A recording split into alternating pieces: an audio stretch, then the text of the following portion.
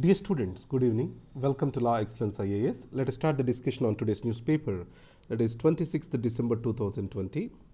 The first article for discussion, the fallout of keying in the wrong labor codes. What are the labor codes passed by the parliament? One is on wages, and the next is occupational safety, health and others. The next, social security.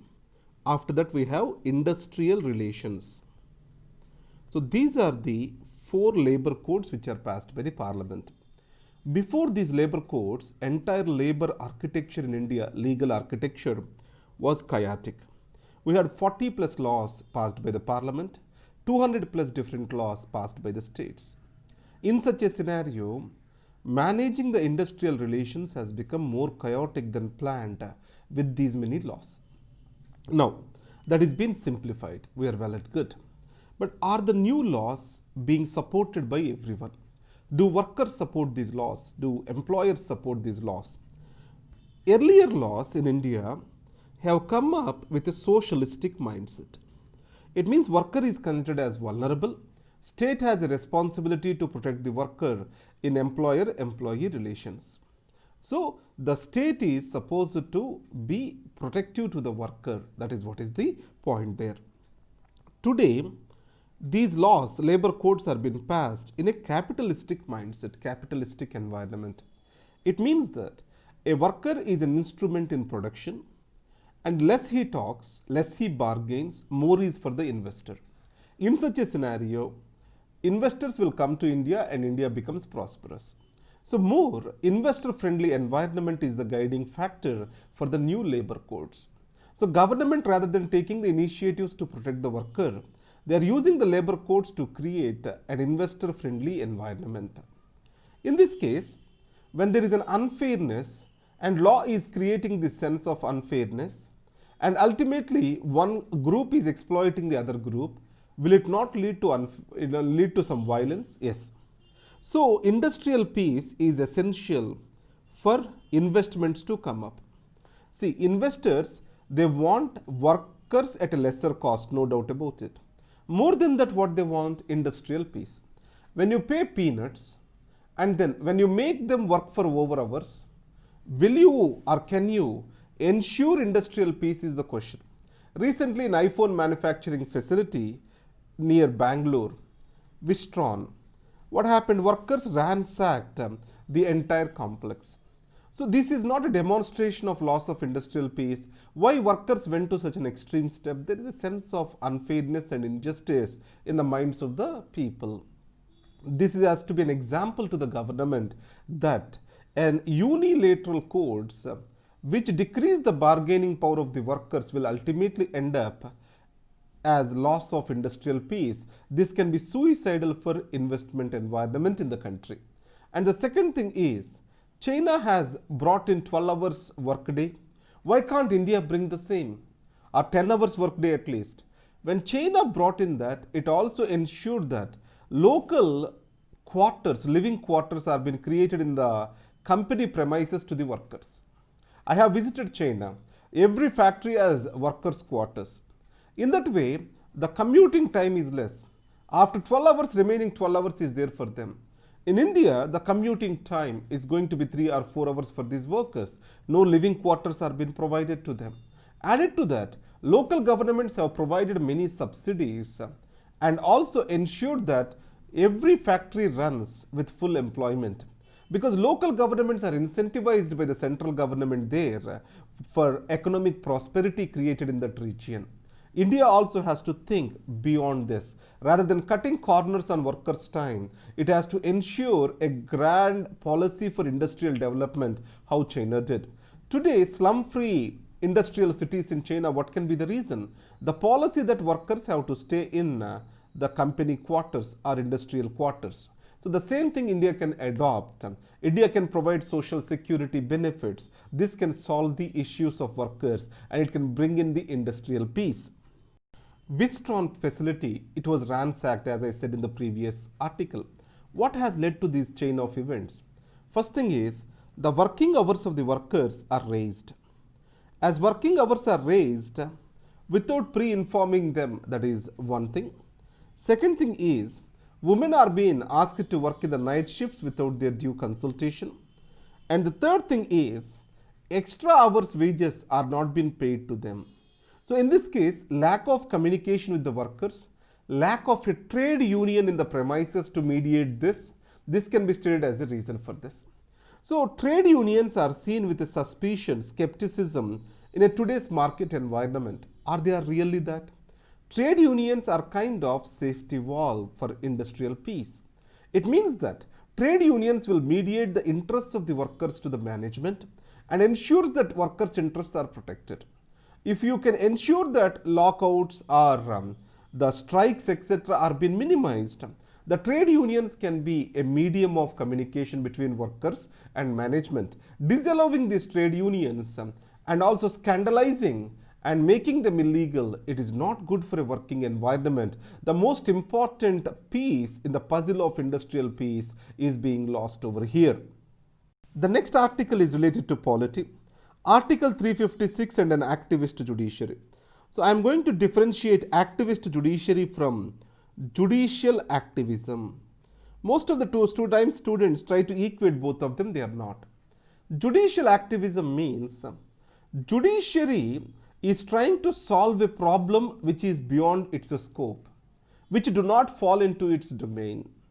On the other hand, activist judiciary means judiciary is acting like a party to an issue. It means judiciary is trying to condemn other organ explicitly. So here judiciary giving a direction under Article 356 on constitutional breakdown in a state, or judicial initiating proceedings on constitutional breakdown in Andhra Pradesh is considered as an activist judiciary rather than judicial activism. When you are solving a problem that is coming to you, though it is beyond your scope, that is judicial activism, where you are working in good intention with the government. On the activist judiciary means you are suspecting the government or you are skeptical about the government intentions and actions. In such a case, you are working and trying to be non-supportive of the government of the day. So what happened in Andhra Pradesh when High Court gave the order that Article 356 under this constitutional machinery breakdown is not, there or not will be examined by the court, that very statement reflects an activist judiciary. What will happen? Consequences of activist judiciary, automatically executive gets a legitimacy to point fingers at judiciary, and slowly executive may try to overcome this by filling the courts with their favorable judges. Finally, it ends up as executive judiciary or an extension of the executive itself. It compromises the independence of judiciary. And then the confidence of the people on the judicial system comes down and it leads to questioning of the very existence of judiciary. Activist judiciary is dangerous. And the second thing is, let us see this Article 356, how it has given rise to the scope of activist judiciary. Article 356, you know, it promotes for imposition of president's rule. You know that. In this president's rule, one important point is there. The governor can recommend for it, or President of India can impose it otherwise. So President of India can impose the president's rule on the recommendation of the governor or otherwise. What is this otherwise is not defined in the constitution. It is vague and abstract. If in the middle of the night the President of India gets a dream that I have to impose the president's rule, that also falls in the scope of otherwise. Or if High Court wants to do what it did in Andhra Pradesh, that also falls within the scope of otherwise. So Article 356 is the most misused provision of the Constitution. This word otherwise has given the scope for this misuse. If you can see some historical facts about the misuse, Indira Gandhi imposed this Article 356 27 times. And Janata Party dismissed all Congress ruled states, 9 states at a single go in 1977.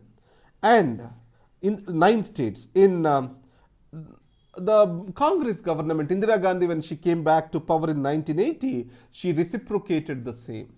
This all shows that Article 356 has a lot of scope to be misused. The word which has become basis for this is this otherwise. So the way forward is to remove this otherwise from the constitution. Let article 356 be amended and this word is removed. Next is recharging DTH. So direct to home, DTH is suffering a lot due to COVID-19 and also due to two new technological developments that have come up. OTT platforms and spreading internet is a major competition to DTH. In this context, government has made two important changes.